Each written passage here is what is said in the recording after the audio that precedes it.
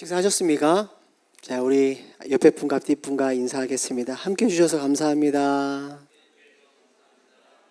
함께 해주셔서 감사합니다. 로마서 강의 21번째 시간입니다. 야구 좋아하시나요? 야구? 네, 저는 하나 이글스 팬입니다. 하나 이글스 팬으로 산다는 게 참 쉽지 않습니다. 속도 많이 상하고 그렇습니다. 주로 저녁에 경기를 하니까 여러 가지 바쁜 일정 때문에 경기를 실시간으로 보는 경우는 거의 없습니다. 그 다음날 아침에 일찍 일어나서 바로 검색하는 게 누가 이겼냐라는 거죠. 아침에 딱 뉴스에 뭐 하나가 이겼다. 그러면 그 참 작은 건데도 너무 기분 좋게 하루를 시작하죠. 한화 승리라는 경기를 알고 이제 그날 아침에 이제 아침 기도회 끝나고 이제 커피를 딱 마시면서 이제 한화 경기가 있는 날은 그 유튜브로 보면 한 10분 남짓해서 그 하이라이트를 보여줍니다. 경기를 이긴 결과를 알고 보면 이 경기 중간에 하나가 큰 점수차로 지고 있어도 전혀 불안하지 않죠. 또 선수들이 실수를 해도 경기를 몰랐을 때는 이제 화가 이만큼 나지만 경기를 아니까 그렇게 짜증나지 않습니다. 오히려 지고 있을 때 야, 이렇게 엉망이었는데 어떻게 이겼나? 이제 어떻게 이겼는지가 기대되면서 이제 하이라이트를 보게 됩니다. 경기의 승리를 알기 때문에 당장 지고 있는 상황은 크게 문제가 되지 않는 것 같아요. 우리의 삶과 신앙생활이 이와 비슷한 것 같습니다. 우리가 이 땅을 살아가면서 참 많은 어려움과 문제를 마주하죠. 실질적으로 참 이 경제적인 어려움, 또 질병의 고통, 자녀를 키우면 자녀의 문제가 있죠. 또 인간관계에서 깨어지고 아프고 힘들어하는 일들이 참 많이 있는 것 같아요. 그것만이 아니죠. 사실 우리가 신앙인으로서 날마다 사실 거룩하게 또 신앙생활 잘하려고 하는 마음이 다들 있지만 또 여전히 넘어서지 못하는 우리의 연약함, 또 이렇게 반복되는 어떠한 죄의 습관들 때문에 무너지는 일도 참 많이 경험합니다. 그러니까 이러한 삶의 이러한 것들을 통과하다 보면 정말로 하나님이 내 삶을 돌보시는가라는 질문이 생기고, 또 하나는 이러한 신앙과 믿음이 과연 구원받을 수 있을까라는 이 두려움과 불안감을 늘 왔다 갔다 하는 것이 우리의 인생 같습니다. 야구로 비유하자면 나의 삶의 스코어가, 신앙의 스코어가 너무 형편없는 거죠. 구원받을 점수가 아닌 거예요. 근데 여러분, 오늘 사도 바울이 오늘 본문에서 우리에게 이야기하는 게 있죠. 우리의 최종 결과가 나왔다라는 거예요. 그 결과가 뭐냐? 승리라는 것입니다. 오늘 본문 28절 말씀이에요. 이렇게 기록되고 있습니다. 우리가 알거니와 하나님을 사랑하는 자 곧 그의 뜻대로 부르심을 입은 자들에게는 모든 것이 합력하여 선을 이루느니라. 이 말씀은 우리의 삶과 구원의 이 여정이 결코 실패나 비극으로 끝나지 않고 최종 결과가 뭐예요? 이겼다, 승리라는 것을 하나님께서 공식적으로 선언해 주시는 거죠. 그래서 지금 당장의 우리의 삶의 어려움과 또 우리 믿음의 수준이 우리를 낙심하게 할지라도 우리는 이 확실한 결말을 알기 때문에 때로는 낭망하고 넘어진 자리가 있지만 그 자리에 다시 일어설 믿음과 소망을 바로 이 말씀으로부터 얻게 되는 것입니다. 자, 그렇다면 우리의 이 승리의 결말을 우리가 그토록 확신할 수 있는 구체적인 근거가 뭘까요? 그것이 바로 오늘 바울이 29절에서 30절에서 말씀하고 있는 내용이에요. 29절, 30절을 신대원에 가면 이 두 절을 가지고 구원론이라는 것으로 조직신학을 한 학기 동안 배우는 방대한 양의 아주 중요한 신학의 교리입니다. 신학자들이 이 29절, 30절을 가리켜서 뭐라고 말하냐면 구원의 황금 사슬이라고 부릅니다. 구원의 황금 사슬. 영원전부터 영원까지 성도의 구원을 하나님께서 어떻게 이끌어 가시는가. 그런데 그 구원을 하나의 사슬처럼 완벽하게 그렇게 아름답게 하나님께서 그 사슬로 우리를 끌고 가신다라고 해서 구원의 황금 사슬이라고 말합니다. 방대한 분량이지만 로마서를 강의하니까 한 번 정도는 좀 짚고 넘어갔으면 좋겠다라고 생각이 드는데요. 자, 그렇다면 하나님이 우리를 구원하기 위해 연결해 두신 그 구원의 황금사슬의 첫 번째 그 고리가 어디서부터 시작되는가? 그 첫 번째 사슬 고리는요, 하나님이 미리 아신 자들에서부터 시작됩니다. 자, 오늘 본문 29절 상반절을 보십시오. 이렇게 기록되어 있어요. 하나님이 미리 아신 자들을 또한 그의 아들의 형상에 본받게 하기 위하여 미리 정하셨으니. 한번 따라해 볼까요? 미리 아셨다. 한 번만 더요. 미리 아셨다. 여러분, 한 학기의 구원론을 한 30분 안에 배우는 겁니다. 미리 아셨다. 자, 미리 아셨다라는 이 구절을 대할 때마다 우리가 흔히 이런 생각을 하죠. 하나님은 영원을 사시는 분이기 때문에 내가 앞으로 이 땅에 대한민국에 태어나 내가 예수님을 잘 믿고 교회도 열심히 다닐 것을 하나님이 미리 아셨다라고 주로 생각하죠. 근데 그러한 것은 오해입니다. 물론 하나님은 우리의 미래와 앞날을 다 아시죠. 미리 아시는 전지하신 하나님입니다. 그런데 우리가 분명히 기억해야 될 것은 우리가 앞으로 태어날 때, 앞으로 어느 시점에 태어나서 어떠한 선한 행동이나 우리의 믿음이, 우리가 신앙생활을 잘하는 것을 하나님께서 미리 아시고 구원을 하셨다면 그 구원은 우리의 조건이 되는 거죠. 그죠? 세상의 종교와 기독교, 복음의 결정적인 차이가 여기에서 일어납니다. 세상의 모든 종교는 어찌됐든 인간이 뭔가를 해야 됩니다. 열심을 내야 되고 어떤 자격이 있어야 되고 최소한 내 성품이라도 어떠한 좋은 조건이 있어야 됩니다. 그러니까 어떠한 조건을 신이 보고 선택해서 받아주는 게 세상의 종교죠. 여러분, 만약에 기독교의 구원이 우리가 신앙생활 잘하고 믿음이 있고 뭔가를 잘한다는 그 조건에 따라 하나님이 그것을 미리 아셨기 때문에 결정된다면 사실 복음도 기독교도 세상 종교랑 똑같은 종교가 되는 겁니다. 자, 그렇다면 미리 아신 건 도대체 뭘 미리 아셨냐라는 거예요. 하나님이 우리의 어떠한 조건을 미리 아시고 나서 구원하신다는 뜻이 아니라 성경이 말씀하시는 이 하나님의 미리 아심은 우리가 아무런 자격과 조건이 없을 때, 죄인이 되었을 때 하나님이 우리를 미리 사랑하기로 작정하셨다는 뜻이 바로 미리 아셨다는 뜻입니다. 예를 들어 이런 거죠. 엄마가 아이를 임신하게 됐습니다. 아이가 세상에 태어나기 몇 달 전부터 태어나지도 않은 아이를 맞이하고 사랑하기 때문에 방 한켠에 침대를 놓고 아기가 입을 베넷 저고리라고 하죠. 그런 것도 준비하고 신발도 준비합니다. 아직 아이 얼굴 보지도 못했어요. 부모를 위해 아이는 한 것도 아무것도 없습니다. 아이는 부모의 얼굴도 모르죠. 부모를 인식하지 못합니다. 하지만 부모는 이미 그 아이를 알고 사랑하기 시작하죠. 아이의 어떠한 조건이나 행위가 아이가 앞으로 태어나서 부모님에게 뭐 잘할지 효도할지를 알고 사랑하는 게 아니죠. 그냥 부모가 먼저 사랑하기로 결정한 것입니다. 성경이 말씀하시는 하나님의 미리 아심이 바로 이런 거죠. 하나님은 그냥 내가 너를 주권적으로 사랑하겠다라고 결정하시는 미리 아는 것입니다. 우리가 태어나기도 전에 하나님의 시선은 먼저 우리를 향했고 그분의 마음 안에 이미 우리를 아시고 품으셨습니다. 에레미야 1장 5절에 그래서 잘 보여주는 말씀이 있죠. 내가 너를 언제부터 알았어요? 모태에 짓기 전에 너를 알았고 내가 배에서 나오기 전에 너를 성별하였고.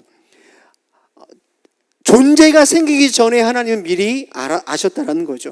하나님은 세상의 기초가 놓이기 전에 영원 전부터 저와 여러분을 아셨고 그분의 마음에 두셨습니다. 이걸 뭐라고 할까요? 신비라고 합니다. 왜냐하면 이해가 되지 않는 영역이기 때문이죠. 그러므로 성도님들, 구원이라는 것은 내가 신앙생활하면서 주님을 힘겹게 붙잡고 버티는 것에 결코 달려있지 않습니다. 변함없으신 주님이 먼저 나를 아시고 품어주셨던 구원이기 때문에 이 구원은 결코 흔들릴 수가 없는 구원이라는 것입니다. 이 견고한 사랑, 미리 아심이 바로 우리를 영원한 구원으로 이끄는 첫 번째 사슬, 첫 번째 고리가 되는 거죠. 자, 하나님이 우리를 이토록 영원한 사랑으로 미리 아셨다면 그 사랑은 이제 우리를 어떠한 목적지로 끌고 갈까요? 미리 아셨어요? 구원하시기로 하셨어요? 그렇다면 우리를 어디로 끌고 갈까? 우리 여기서 영원전부터 맞물려 있는 이 두 번째 고리, 두 번째 사슬을 만나게 됩니다. 그것은 바로 우리로 하여금 그 아들의 형상을 본받게 하기 위해서 미리 정하셨다라는 그 고리죠. 자, 29절 말씀을 함께 읽어보겠습니다. 시작. 하나님이 미리 하신 자들을 또한 그 아들의 형상을 본받게 하기 위하여 미리 정하셨으니. 따라해 볼까요? 미리 정하셨다. 미리 정하셨다는 거예요. 미리 아셨고 미리 정하셨습니다. 앞선 이 부모님의 사랑을 다시 한번 좀 생각해 봐야 돼요. 부모님의 조건 없는 사랑은 아이가 뱃속에 있을 때만 사랑하는 게 아니죠. 그죠? 뱃속에서 태어나는 순간에 그 사랑이 멈추는 게 아니라 그 조건 없는 사랑은 아이가 태어나는 순간부터 온전히 아이를 길러내고 또 아이를 깊이 있게 책임감 있게 키우는 사랑으로 이어지죠. 조금 다른 사랑으로 확장이 됩니다. 그러니까 아이를 키우는 그 과정 가운데 아이를 가르쳐야 되고요. 잘못된 길을 가를 때는 바로 잡아줘야 되는 그러한 모습도 분명히 보여야 되는 사랑이죠. 그러나 이것 역시 자녀를 향한 부모님의 사랑인 것을 아마 부모님들은 다들 잘 알고 계실 거예요. 하나님의 두 번째 사슬인 이 미리 정하심이 이와 같습니다. 하나님은 우리를 허물 맞는 상태로 그대로 용납하셨고 그대로 사랑하십니다. 여러분 믿으십니까? 예, 아멘이시죠? 아멘 하셔야 됩니다. 그냥 우리를 지금 있는 그대로를 하나님은 완전히 사랑하십니다. 그런데 결코 그 죄악된 상태로 그대로 방치하지는 않으세요. 예수님의 형상을 닮은 자녀로 반드시 변화시키시겠다고 하나님은 창세 전에 미리 정하셨습니다. 그렇게 하기로 결정하셨어요. 그래서 하나님은 우리의 삶을 어떻게 하실까요? 개입하십니다. 때로는 과격하게 개입하시죠. 이 사실을 잘 설명해 주는 것이 C.S. 루이스가 쓴 순전한 기독교에서 이 내용을 잘 설명해 줍니다. 제가 한번 읽어볼 테니까 들어보십시오. 당신 자신을 살아있는 집이라고 상상해 보십시오. 하나님은 그 집을 재건축하러 오셨습니다.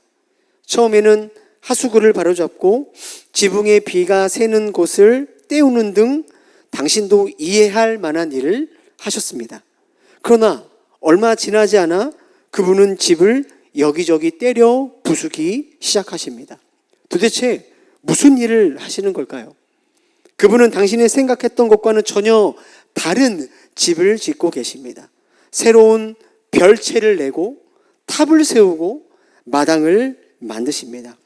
당신은 자신이 아주 예쁜 작은 오두막으로 새로 지어지는 줄 알았겠지만 그분은 궁전을 짓고 계십니다. 그분 자신이 친히 와서 사시려는 궁전 말입니다. 성도님들, 우리가 이 땅을 살아가면서 갑작스럽게 고난을 만나고 또 삶의 소중한 부분이 무너질 때 우리는 이러한 생각과 탄식이 나오죠. 왜 내 인생은 이렇게 아프기만 해? 왜 이렇게 내 인생은 힘들어? 하나님 나를 사랑하는 게 맞나? 라는 불평과 불안한 마음이 생길 거예요. C.S. 루이스의 비유처럼 내 뜻과 달리 인생이라는 집을 허무는 듯한 하나님의 간섭이 너무 아프고 너무 모질게 느껴지는 거죠. 여러분, 성경에서 이같이 인생에 무너진 것 같은 처절한 경험을 했던 인물이 나오죠. 바로 욥이라는 사람입니다. 욥은요, 하루아침에 모든 재산과 자녀, 건강까지 잃어버렸어요. 그의 인생이라는 집이 완전히 허물어지고 부서지는 것을 경험합니다. 여러분, 그 고통 가운데 욥이 뭐라고 고백하죠? 욥기 23장 10절에 보니까 그러나 내가 가는 길을 그가 하시나니 그가 나를 단련하신 후에 내가 순금같이 되어 나오리라. 욥이 고난의 이유를 다 이해했기 때문에 이런 고백을 했을까요? 이 고난이 언제 끝날 줄 알았으니까, 이 고난 뒤에 내가 어떠한 복을 알았기 때문에 이런 고백을 했을까요? 아니, 전혀 몰랐어요. 그 역시 이 고난 때문에 눈물과 고통 속에 몸부림쳤습니다. 그러나 그가 놓치지 않았던 한 가지가 있죠. 자신의 모든 걸음을 인도하고 계시는 하나님의 주권과 하나님이 나를 향한 사랑은 놓치지 않았다라는 거예요. 비록 자기 뜻대로 자기 인생의 집은 지어지지 않고 오히려 무너졌지만 주권자이신 하나님께서 이 과정을 통해서 자기를 아름다운 순금처럼 빚어내실 것을 욥은 신뢰했던 것입니다. 그러므로 사랑하는 성도님들, 우리의 삶에 이해할 수 없는 무너짐이 찾아올 때 왜 이렇게 나를 돌보시지 않습니까? 라는 원망과 탄식이 나오지만 거기에만 머물러 있으면 안 되는 거죠.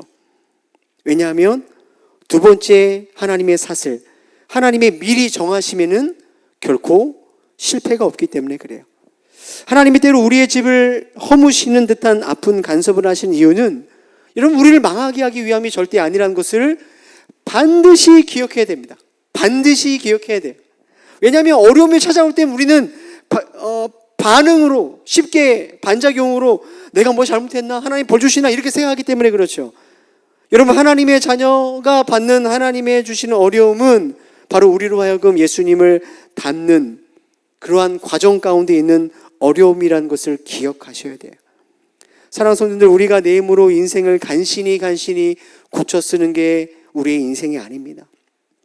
나를 선택하신 하나님이 친히 우리의 연약하고 잘못된 것을 조금씩 허무시고 그분의 완전하신 사랑으로 예수님 닮도록 빚어가시기 때문에 여러분 그 어떠한 삶의 어려움도 우리의 구원의 실패를 말하는 것이 아니라는 거예요. 이 확실하게 깨지지 않는 미리 정하심은 바로 우리를 영광으로 인도하는 구원의 두 번째 이 사슬, 고리가 되는 것이죠. 자, 그렇다면 보십시오. 미리 아시고 미리 정하신 하나님의 구원 계획이 저와 여러분의 삶 가운데, 우리의 인생 가운데 실제로 어떻게 이루어지는가예요. 어떻게 이루어지는가? 자, 미리 아시고 미리 정하심은 영원 전에 있는, 영원 가운데 있는 그런 사건이잖아요. 그런데 하나님의 구원 계획이 실제로 우리 인생 가운데 어떻게 들어오시는가를 살펴보겠습니다. 자, 영원한 계획이 우리의 삶에 굳혀진 사건이 되어 나타나는 것이 바로 세 번째 고리, 세 번째 사슬입니다. 그것은 바로 우리를 향하신 하나님의 부르심이에요. 부르심. 따라해볼까요? 부르심. 자, 사도 바울은 오늘 본문 30절 상반절에 이렇게 선포하죠. 자, 함께 읽어보겠습니다. 시작. 또 미리 정하신 그들을 또한 부르시고. 그죠? 아시고 정하시고 부르시는 거예요. 우리를 부르십니다. 흔히 우리가 이 구원을 설명할 때에 아마 이러한 비유를 들어보신 적이 있을 거예요. 예를 들어 이런 거죠. 하나님이 구원에 관해서 다 준비해 두셨어. 그래, 물에 빠져 죽어가는 우리들에게 구명조끼를 던지신 거야. 근데 구명조끼를 잡는 것은 누구예요?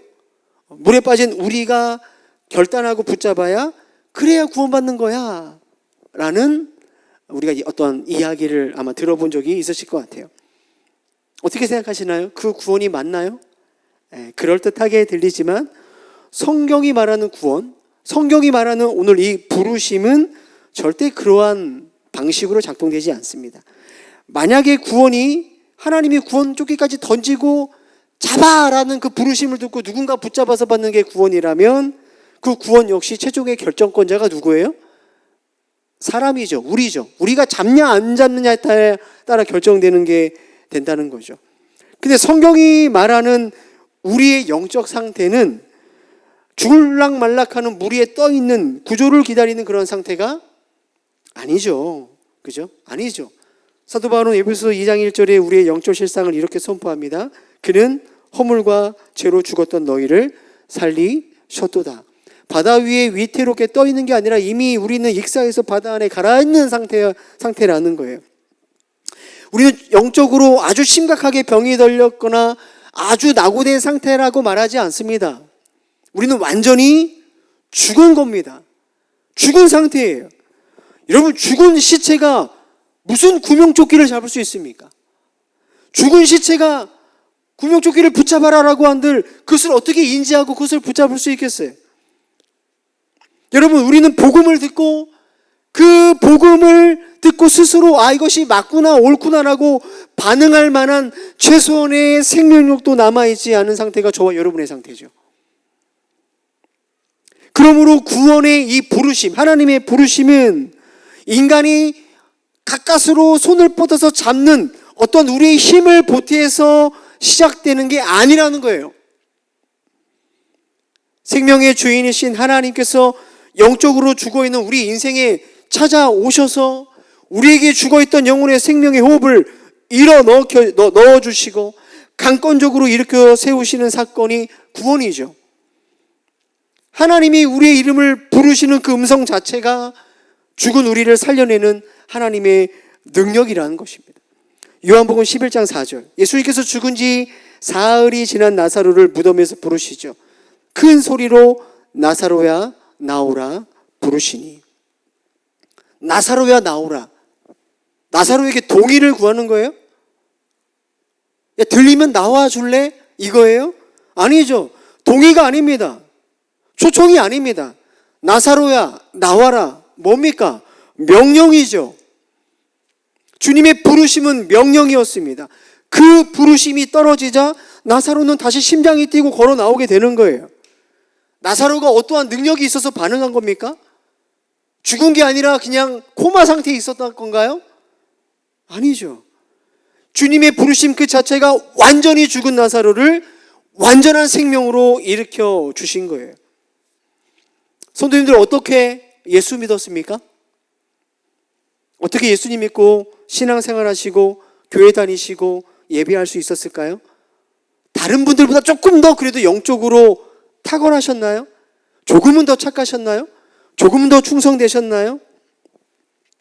다른 사람은 몰라도 그때 그 자리에, 그 부흥회 때, 그 수련회 때 그래도 내가 그 말씀을 듣고 내 양심이 조금이라도 저 사람보다 나아서 그 말씀에 반응하셨나요? 아니요. 착각인 거죠. 우리 역시 나사로처럼 죄와 허물로 완전하게 죽은 자들이었어요. 세상 사람들과 우리와 전혀 다를 게 없는 자들이었죠. 우리 안에 복음을 반응할 수 있는 가능성은 단 1%도 없는 것입니다. 그래서 여러분, 우리가 늘 예배할 때마다 저와 여러분이 할 수 있는 고백은 뭘까요? 찬송가 310장 이 찬양이 있어요. 3절인가요?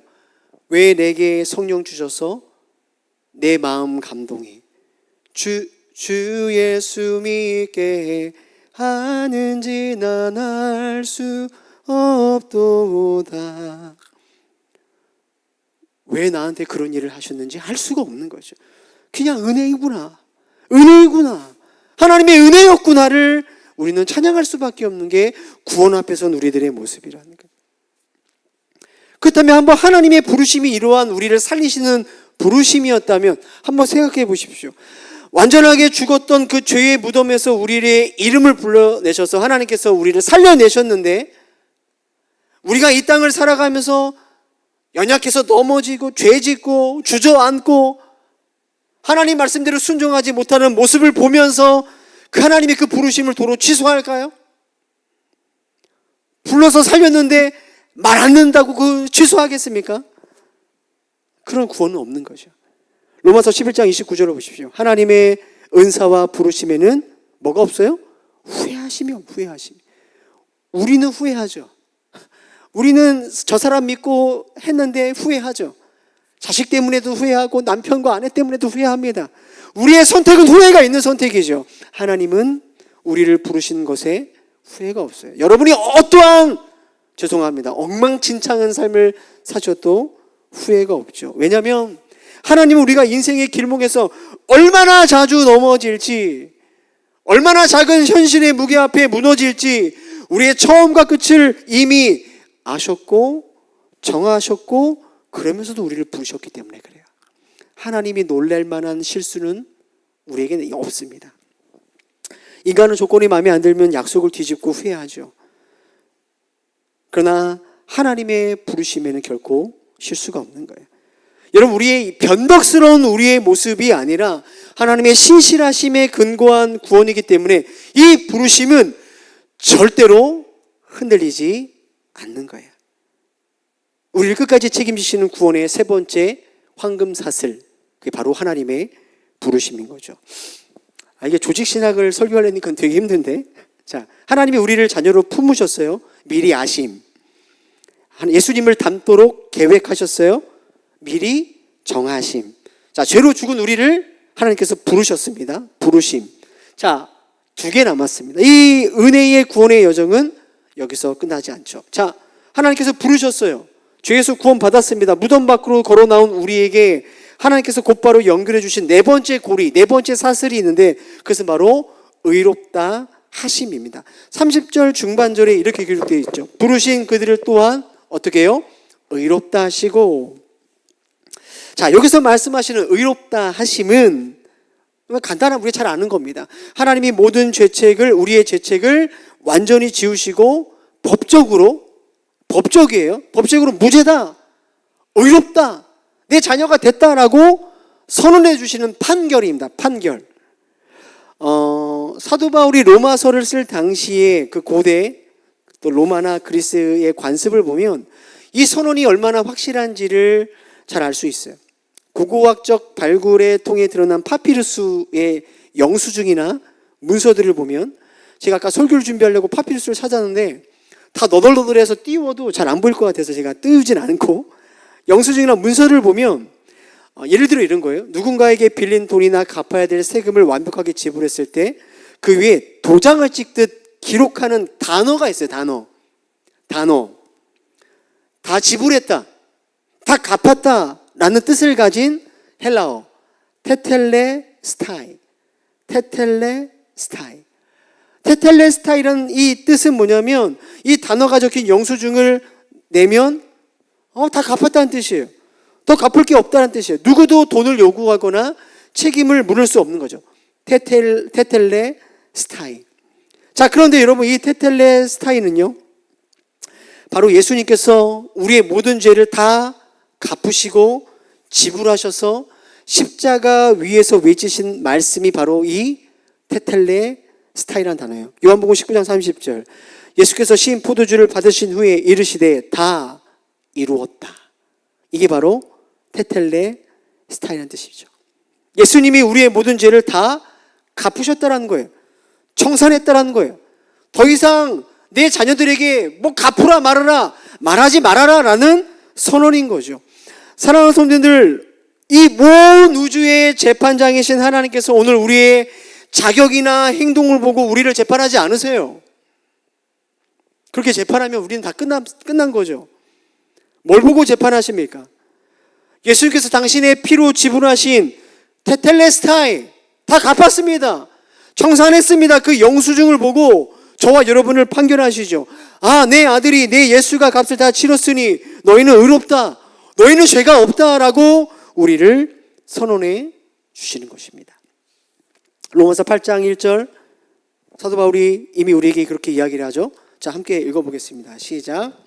그러므로 이제 그리스도 예수 안에 있는 자에게는 결코 정죄함이 없나니. 네, 테텔레스타이. 주님이 다 갚으셨기 때문에 그렇죠. 여러분, 이 영원한 선언이 우리가 일상의 삶의 시시때때로 마주하는 정죄감과 싸울 수 있는 유일한 무기가 되는 거죠. 우리가 세상 속에 연약해서 넘어지고 패배할 때마다 끊임없이 마귀는 계속해서 우리를 정죄해요. 정죄하잖아요. 야, 네 꼴을 봐라. 네가 정말 그리스도인이냐? 네가 그러고도 목사냐? 네가 그러고도 직분자냐? 계속해서 우리를 고소하죠. 고발하죠. 정죄하죠. 여러분, 그 순간마다 흔들리는 내 감정이나 행위를 바라보면 어떻게 돼요? 낙심되는 거죠. 아, 그 마귀 말이, 사탄 말이 맞아요. 그 친구 말이 틀린 게 하나도 없어요. 그때 우리가 꺼내야 될 게 뭐냐? 내 기분이나 내 노력이나 내 행위가 아니라 하나님께서 우리에게 선언한 이 말씀이요. 다 이루었다. 테텔레스타이. 정죄함이 없다는 말을 꺼내 들어야 되는 거죠. 여러분, 오늘 본문 우리 다 읽지 않았지만 30절에 이렇게 기록되어 있어요. 누가 능히 하나님께서 택하신 자들을 고발하리요? 의롭다 하시는 이는 하나님이시니. 사랑하는 성도님들, 우리가 스스로 우리의 어떠함을 증명하는 것이 아니라 우리의 재판장이신 하나님이 십자가 공로로 우리를 향하여 무죄를 선포하셨기 때문에 우리의 구원은 결코 뒤집어지지 않습니다. 재판장이 의롭다라고 했는데 누가 그것을 불의하다, 잘못다라고 말할 수 있겠습니까? 이 확실한 판결, 의롭다 하심이 바로 우리의 구원을 끝까지 보장하는 네 번째 황금사슬 고리가 되는 거죠.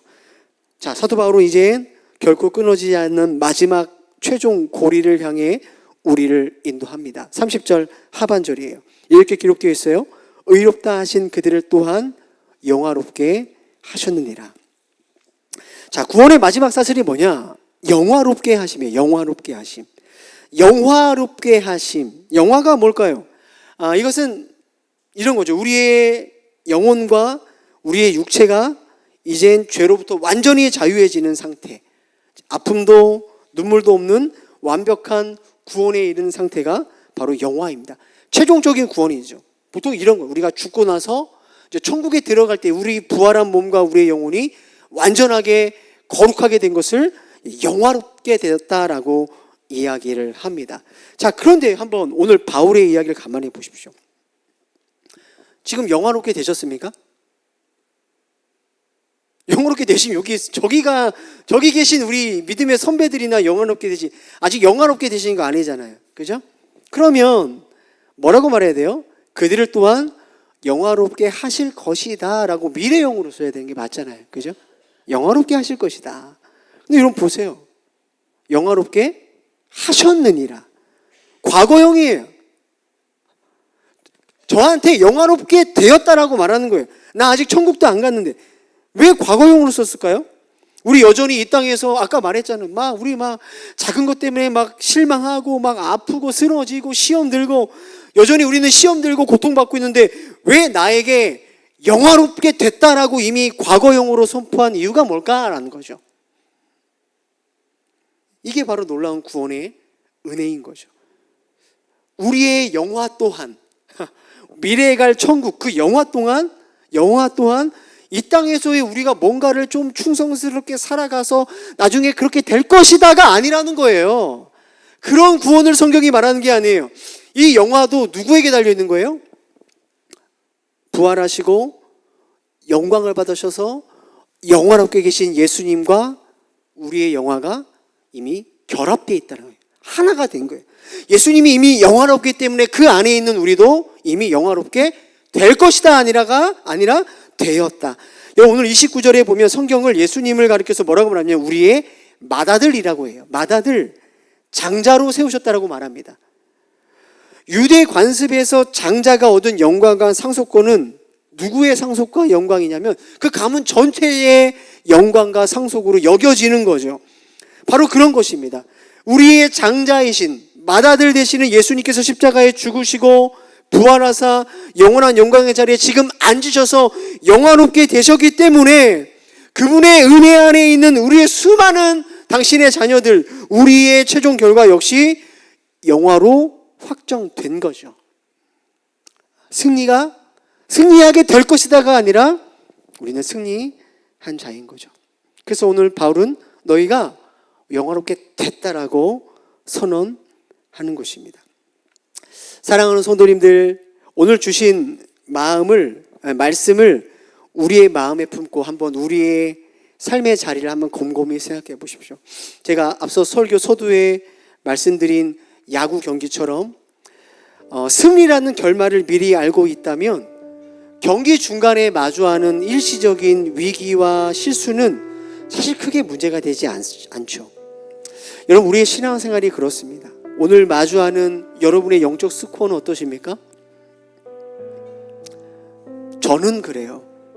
저의 영적 스코어는 너무나 초라합니다. 저의 스코어만 보면 저는 진짜 퀘션 마크예요. 목회도 구원도 아리송합니다. 정말 그렇습니다. 그런데 여러분, 결코 성경은 우리에게 이렇게 말하죠. 너의 스코어를 보지 말라라고 말합니다. 너의 스코어를 보고 두려워하지 말라고 말하는 거죠.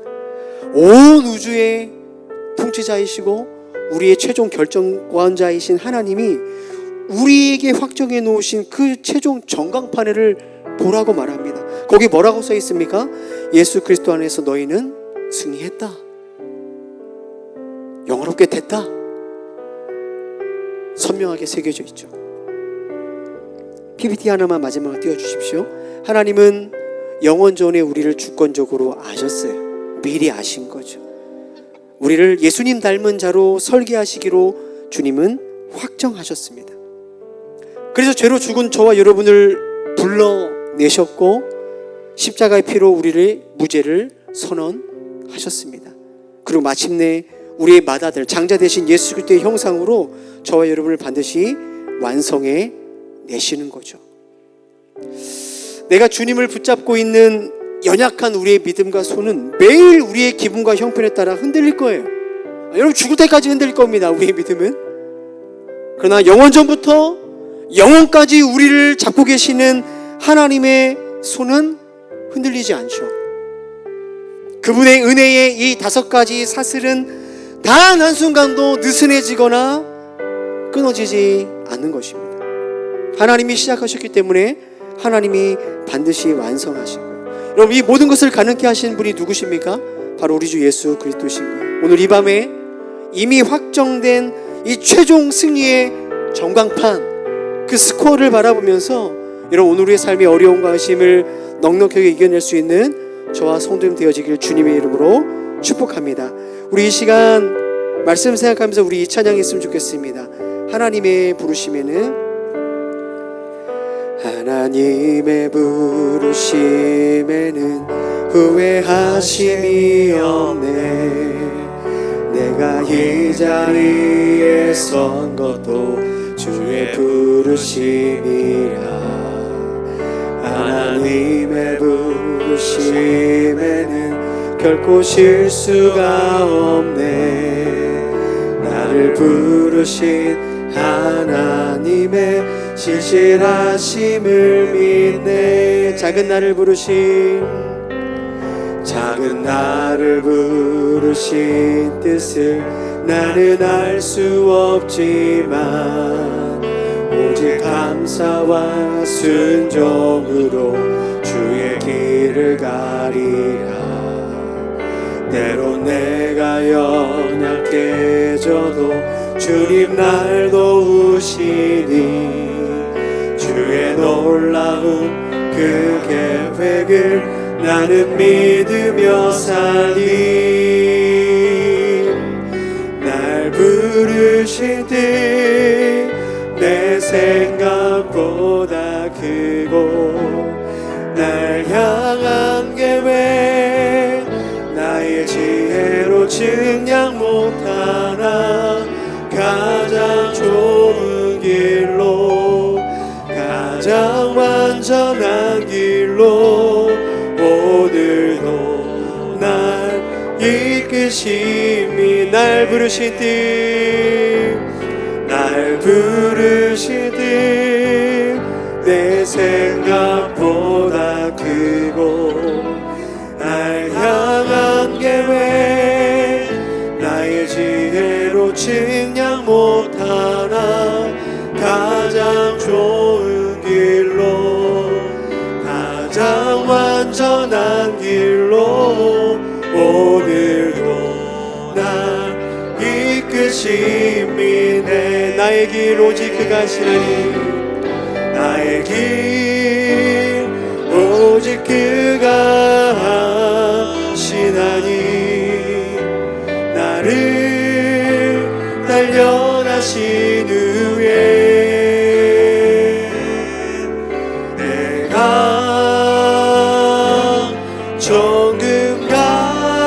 정금같이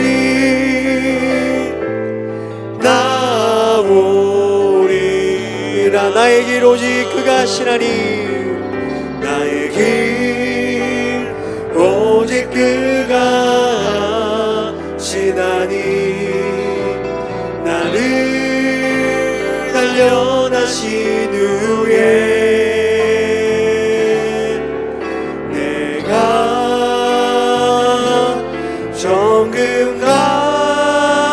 정금같이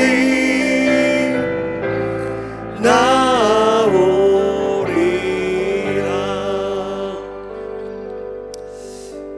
성도님들 지금 여러분들을 힘들게 하는 삶의 문제가 무엇입니까?